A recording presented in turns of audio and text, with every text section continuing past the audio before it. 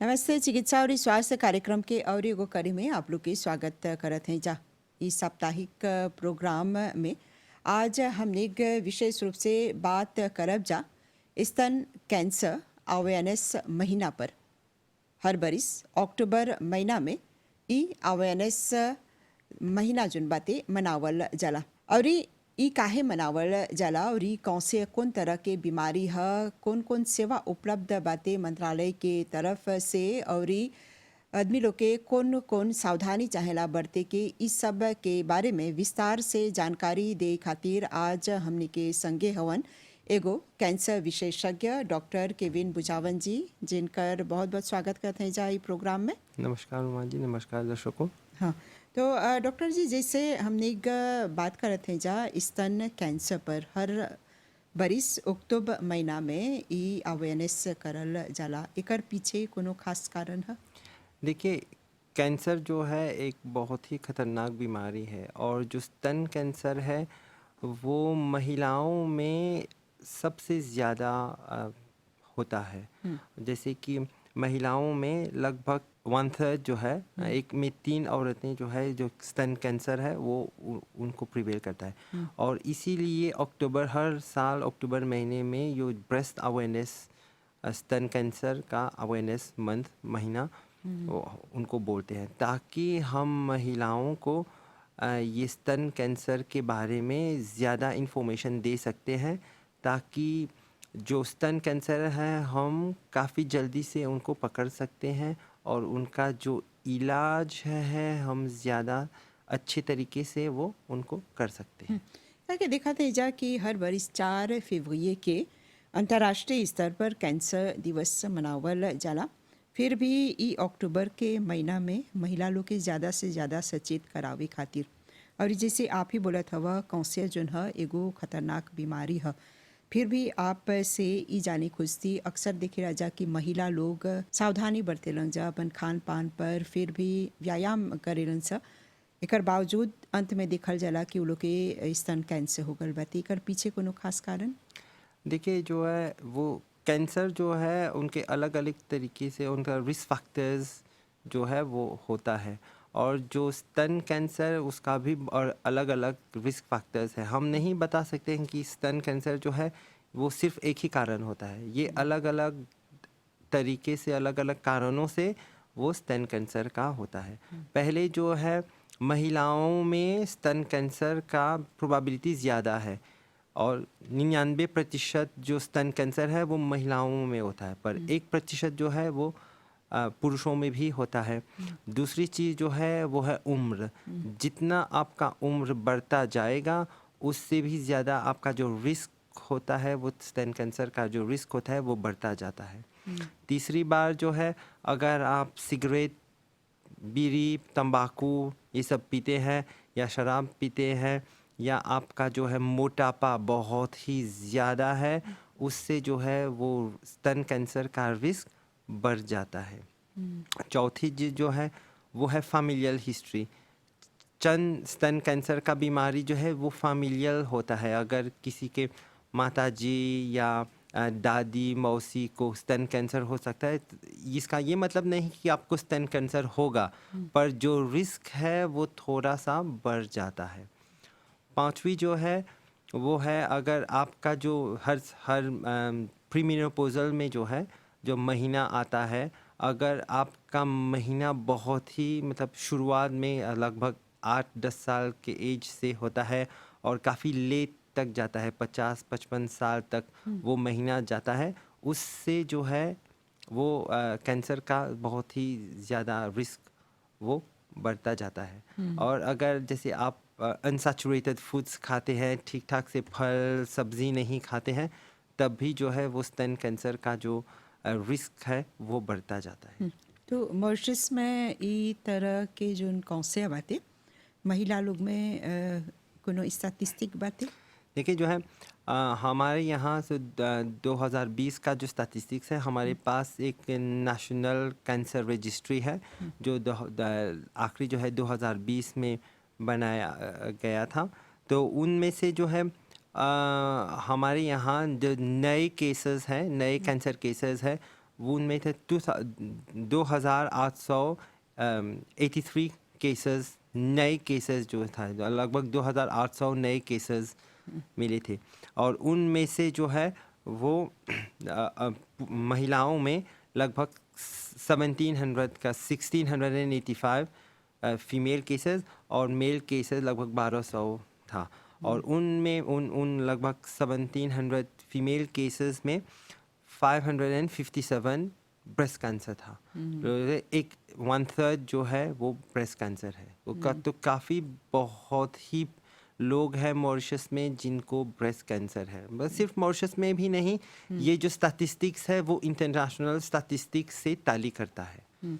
तो जब ई तरह के एगो मामला आवेला, अक्सर आप लोग के संगे जोन प्रोग्राम होल बाते, आप ही लोग बोले हव जा कि चाहेला एगो महिला के अपन चेकअप कराए के, मामोग्राफी करे की, त ई सब खातिर एगो महिला के कहाँ चाहेला जाए कि अस्पताल या फिर डिस्पेंसरी? देखिए जो है दो तरीके के इसका दो सॉल्यूशंस है। अगर आप जानना चाहती हैं कि आपको स्तन कैंसर है या नहीं है, अगर आपको कोई भी परेशानी हो रही है, जैसे मान के चलिए आपको एक गिल्टी हुआ है या आपके स्तन से कोई डिस्चार्ज आ रहा है, तो आप तुरंत जो है वो आपके जो डॉक्टर सबसे नज़दीक है, जो मेडिक्लिनिक में है, डिस्पेंसरी में है, हॉस्पिटल में है, तो आप उनके यहाँ जाएंगे, वो आपको एग्ज़ामिन करेंगे, जांच के लिए बोलेंगे और वो आपको हॉस्पिटल भेजेंगे। पर अगर आपको कोई सिम्टम नहीं है, तब आप दो तीन जगह जा सकते हैं। एक मोबाइल करावान है जो मिनिस्ट्री ऑफ हेल्थ जो है, उसका एक मोबाइल करावान है। ये जो मोबाइल करावान है वो गांव-गांव में जाता है और वहाँ पर एक डॉक्टर है, नर्सिंग ऑफिसर्स है, हेल्थ केयर असिस्टेंट है, सब लोग हैं, एक पूरा का पूरा टीम है जो वहाँ का जो ब्रेस्ट स्क्रीनिंग करते हैं। जैसे एक डॉक्टर है जो महिलाओं को वो एग्जामिन करेगा। सिर्फ ब्रेस्ट स्क्रीनिंग नहीं करते हैं, हम सर्वाइकल स्क्रीनिंग भी करते हैं। जैसे कैंसर सर्विक्स के वो एक पाप्समियर है जो हम जाते हैं और वहाँ पर करते हैं। और बाकी सब जो है रीजनल हॉस्पिटल्स में या मेडिक्लिनिक्स में ये भी सुविधाएं हैं वहाँ पर, जहाँ पर पेशेंट्स जाते हैं और उनको हम स्क्रीन करते हैं। और अगर कुछ जैसे सिम्टम मिला या एक गिल्टी महसूस हुआ, तब हम उनको तुरंत हॉस्पिटल भेज देते हैं ताकि उनको फिर से कुछ जांच कर पाए और डायग्नोसिस कर सकते हैं कि स्तन कैंसर है या नहीं या कोई और बीमारी हो सकता है।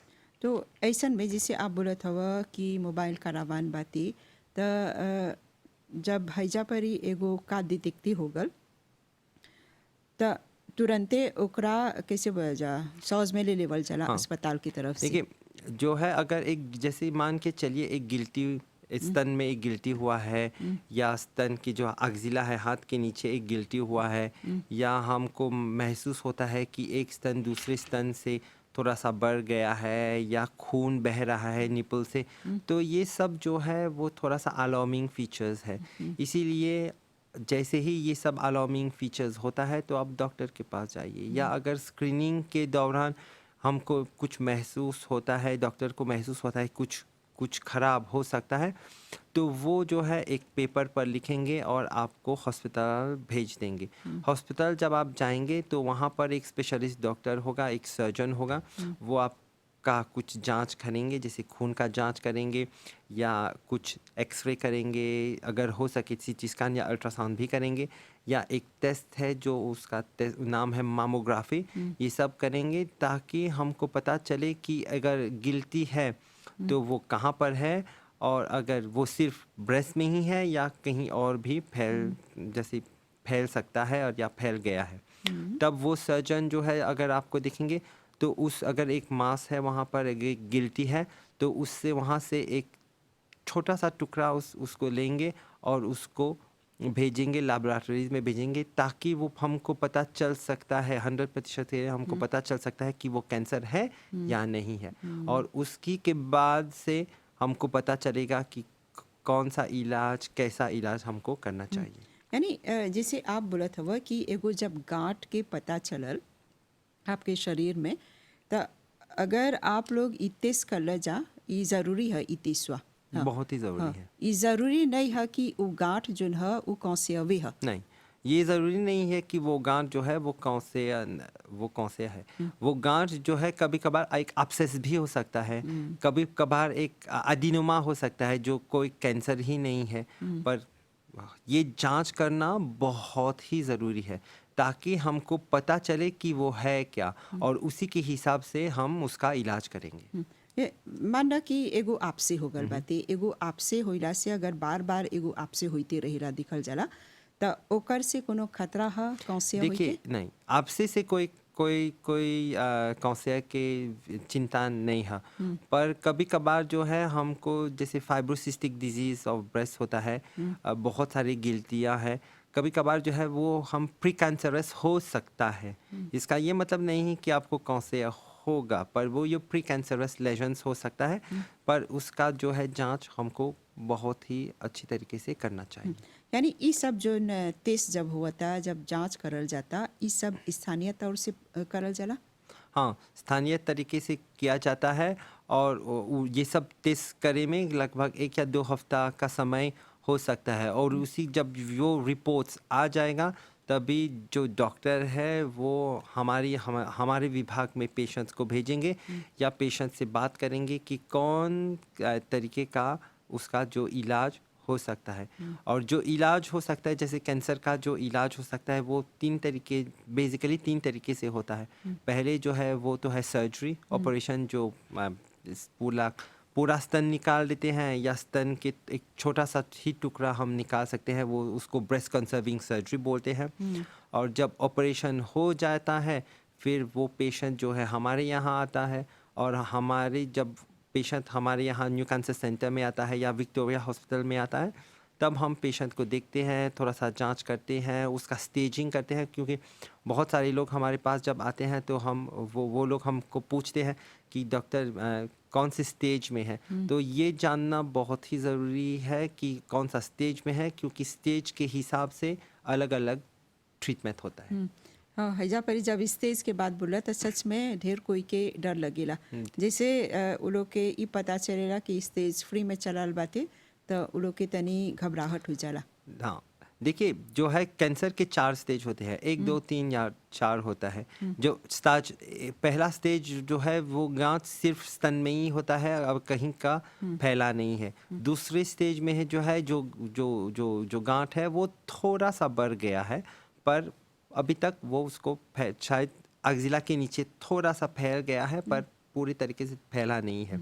पर जहाँ हम स्टेज 4 के बारे में बोलते हैं, स्टेज 4 उसका मतलब है कि ये जो स्तन कैंसर है वो फैल गया है, फेफड़े में फैल गया है, या लीवर में फैल गया है, हड्डियों में फैल गया है, या ब्रेन में भी फैल सकता है। पर ये जो है स्टेज 4 में भी इलाज होता है।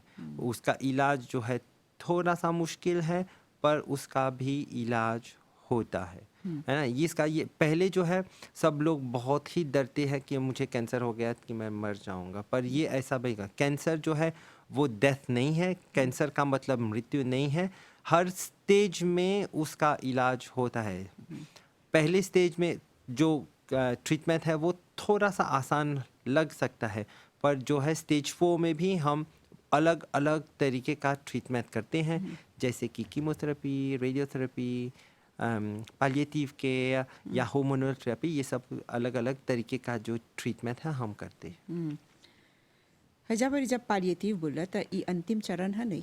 नहीं, ये जो है पैलिएटिव जो है, हम जो जो जो पेशेंट्स हैं, पैलिएटिव जो है जो पेशेंट्स होता है वो चौथे स्टेज में जब आते हैं हम पैलिएटिव ट्रीटमेंट देते हैं पेशेंट। जो पैलिएटिव ट्रीटमेंट है वो हम पेशेंट का जो मानसिक संतुलन है, हम उनको एक डाइटिशियन दिखाते हैं, एक साइकोलॉजिस्ट दिखाते हैं, और एक पैलिएटिव के डॉक्टर है हमारे यहाँ जो उनको देखते हैं। अगर पेन का प्रॉब्लम है, कोई भी प्रॉब्लम है, तो ये सब प्रॉब्लम जो है हम उसको सॉल्व करते हैं, ताकि जो पेशेंट जो आखिरी स्टेज में है वो मतलब सफ़र नहीं करते हैं।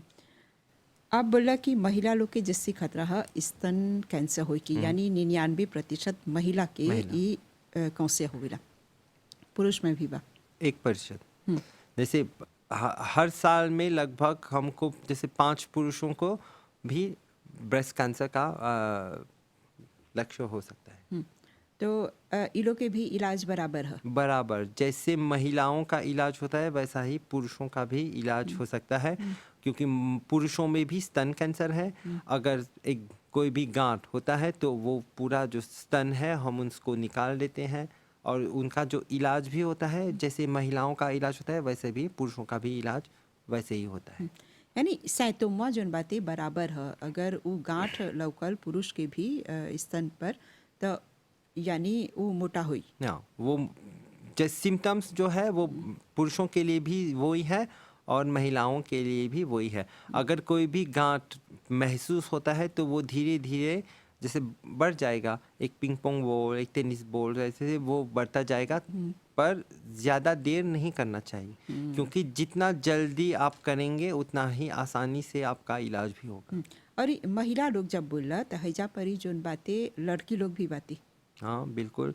जैसे कि हमारा सबसे जो यंगेस्ट हमने देखा है कि ब्रेस्ट कैंसर है, वो लगभग 17-18 साल का एक जैसे बच्ची बच्ची तो है, तो उसको जो है वो उसका स्तन कैंसर का, पर अभी तक उसका इलाज चल रहा है। उसने अब तक आपका जो है अब सर्जरी करवा दिया है और उसका कीमोथेरेपी अभी जारी है। और ये कीमोथेरेपी जोन है कितना समय लग चलेला? देखिए, हर स्टेज का जो जो इलाज है कीमोथेरेपी का वो अलग अलग तरीके से होता है। हर स्टेज पर निर्भर करता है वो तो कितना लगभग कीमोथेरेपी हमको करना चाहिए।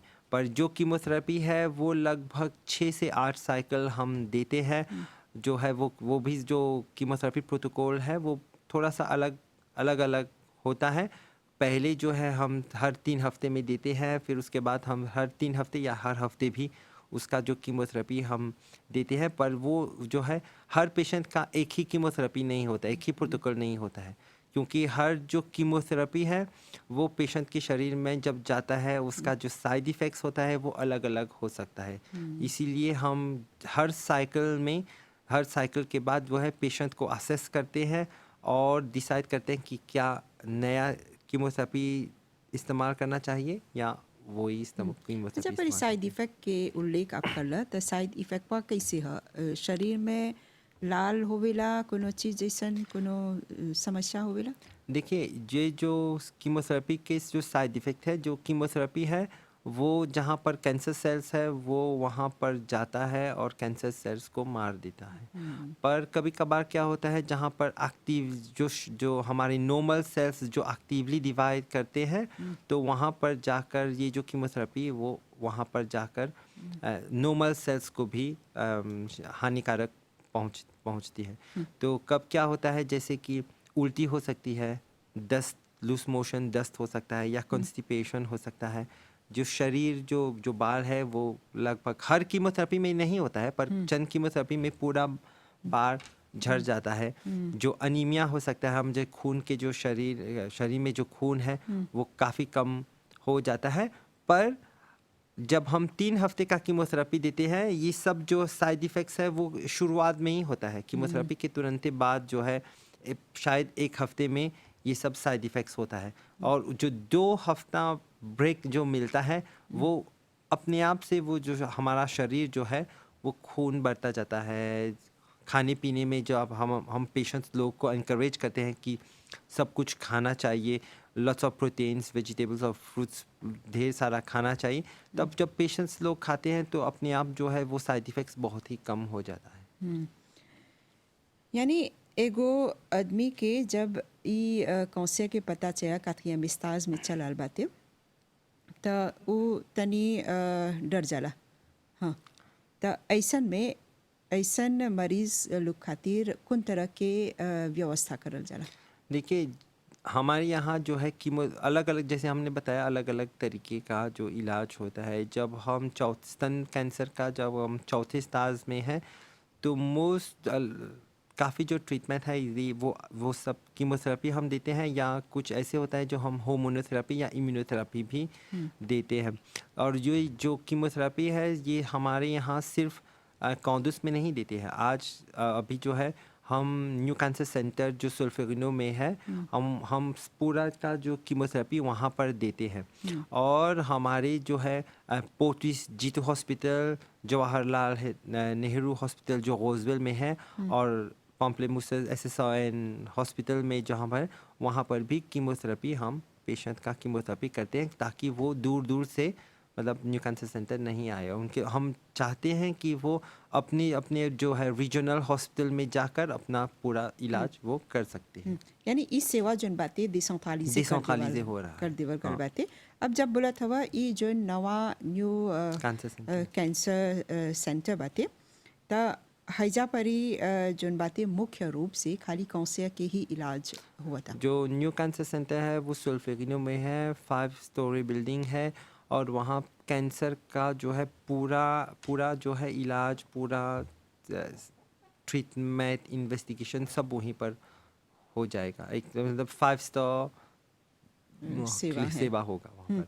यानी एगो व्यक्ति के ज़रूरी नहीं बातें कि खाली हौजे बजाए के, जैसे आप बोलत हवा ये सब सेवा जोन बातें डिसेंट्रलाइजे हो गल बातें, सब अस्पताल में इलाज बातें। सब अस्पताल में इलाज है।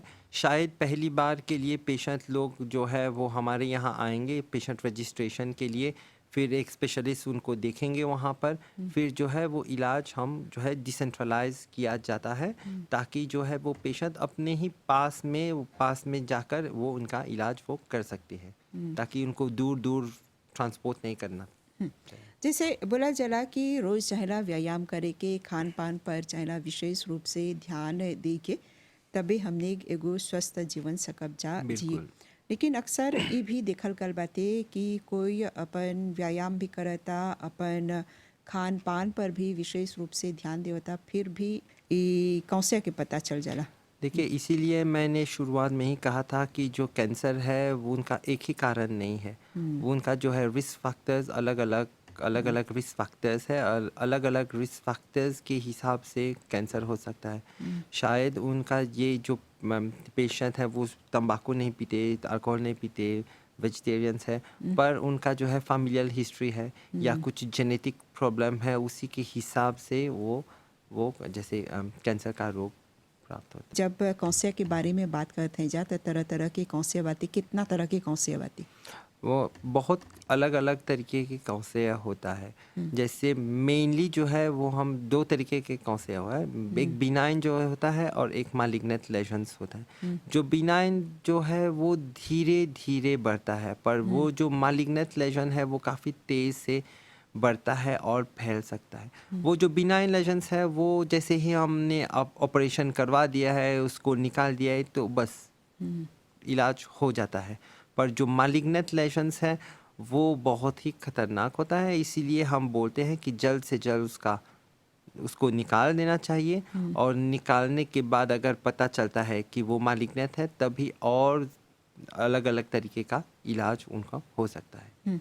अभी जो गैस्ट्रो इंटेस्टाइनल कैंसर है, हाँ, ये जस्ती खतरनाक है। देखिए, जो गैस्ट्रोइंटेस्टिनल कैंसर है वो लगभग पुरुषों में सेकंड या थर्ड प्लेस में आता है, और महिलाओं में चौथे स्थान पर वो आता है।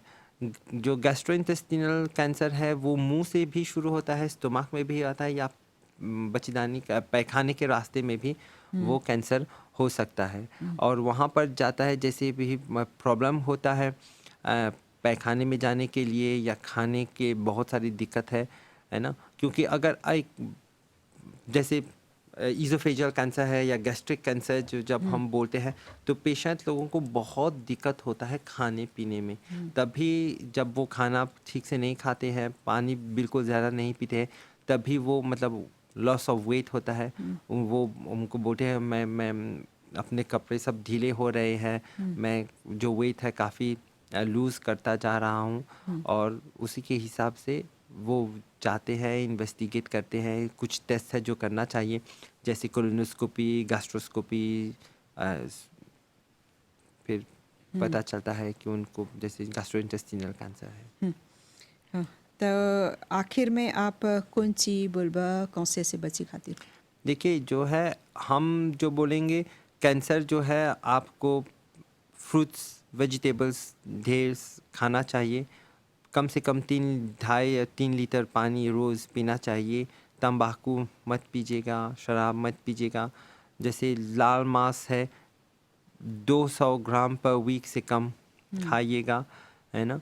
अगर आपको कोई भी परेशानी है, स्तन कैंसर या कोई भी परेशानी आपको होता है, तो आप जो है आपके डॉक्टर के पास चले जाइएगा। जो लोकल डॉक्टर है, जो कम्युनिटी हेल्थ सेंटर या मेडी क्लिनिक या रीजनल हॉस्पिटल के पास चले जाइएगा। क्योंकि अगर उसको जैसे शुरुआत में ही उसको पकड़ लेते हैं तो उसका जो इलाज है वो काफ़ी आसान से तरीके से हो जाएगा। पर अगर आप उस कैंसर को अपने शरीर के अंदर रखेंगे, आप बात नहीं करेंगे, किसी को बताएंगे नहीं, तब जो है वो कैंसर आपके शरीर के अंदर में बढ़ेगा और उसका फैल सकता है। तब भी आपका जो इलाज जो है वो लंबा होगा और मतलब उतना आसान नहीं होगा। इसलिए हम दर्शकों को ये बताएंगे कि अगर कोई भी परेशानी होती है, आपको कहीं पर भी एक गांठ महसूस होता है, तो जाकर डॉक्टर से दिखवा लीजिएगा और उनका जो इलाज है हम उसको करेंगे। तो डॉक्टर बुझावन जी, आपके बहुत बहुत धन्यवाद देवबजा, ये सब जानकारी हमने के संगे बांटला। नमस्कार। जी हाँ, आज जैसे हमने एक स्तन कैंसर के बारे में बात करी जा, और हर बरिस अक्टूबर महीना में सचेत अभियान चलावल जला पूरा 1 महीना लेकर। त डॉक्टर जी बोलन कि चाहेला सावधानी बरते के, और जैसे ही आप लोग एगो गांठ महसूस करत हवा जा अपन शरीर में, शरीर के कोनो भी अंग में, त अपन चेकअप चाहेला कराए के और डॉक्टर लगे जाए के सेवा उपलब्ध बाते। तो हमने यही उम्मीद करत हैं जा कि आज के प्रोग्राम में जोन जोन सलाह देवल गल, जोन जोन जानकारी प्रदान करल गल, वो सब पर आप लोग ध्यान देव जा। तो चिकित्सा और स्वास्थ्य कार्यक्रम के ई करी के हजे पर विराम देव जा, और एगो प्रोग्राम के संगे आप लोग से मुलाकात करब जा। अभी खातिर हमनी के और हमनी के पूरा प्रसारण टीम के आज्ञा देव जा। नमस्ते।